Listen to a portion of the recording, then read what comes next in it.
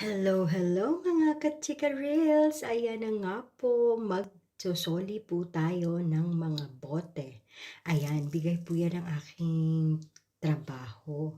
Kaya tuwan-tuwa naman po ako dahil magpapalit po ako ng bote. O, diba? May pera na naman sa basura, mga ka-chika reels. Ayan na nga po, medyo nakarami po ako, mga 4 na plastic bag po yan. O, diba? Bigay po yan. Salamat naman po sa pabiyaya na bigay sa atin. O, diba? Titingnan natin kung makakamagkano tayo. Diba? Sayang din po kasi yan. Kaya minsan, namumulot po ako niyan. At nung ako po ay bago dito sa Finland, yan, ginagawa ko po yan, yung namumulot.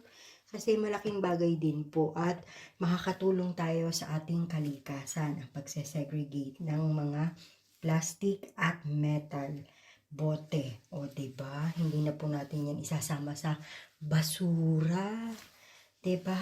Pag pumulot po tayo niyan, malaking bagay po yan para sa kalikasan, mga ka-chika reels. O, diba? Kahit po minsan wala pong bayad yan, dapat sinesegregate po natin ang lata. Dito ko po yun natutunan sa Finland.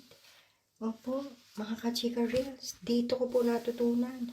Mas makabubuti nga po sa kalikasan natin ang pagsisegregate ng basura. Ang bio at ang mixed waste at ang metal, glass, bottle, plastic bottle or plastic, ayan, carton, paper, ayan, ang pagsisegregate po ay makatutulong sa ating kalikasan. At kung minsan, ito po ay nakakagawa ng mabuti sa atin. Gaya po nito. O, diba? Magkakapera tayo. May pambili tayo ng isang putahe ng ating pagkain. Yung ating kikitain dito sa pagpapalit ng bote. Salamat naman po sa pabiyaya talaga. O, diba? O, ayan na nga po siya. Naka 10.70 po tayo. Euro. O, kuha po tayo at magpupunas po tayo ng ating kamay. Ipapalit na nga po natin siya. Yahoo! May pera na tayo. May pambili tayo ng food. Thank you naman sa pabiyaya. Ayan na nga po. O, diba? Meron tayong 10.70. Thank you mga ka-chika reels. Ako papunta naman po sa pangalawang trabaho. At salamat sa pakikinood. Bye mga ka-chika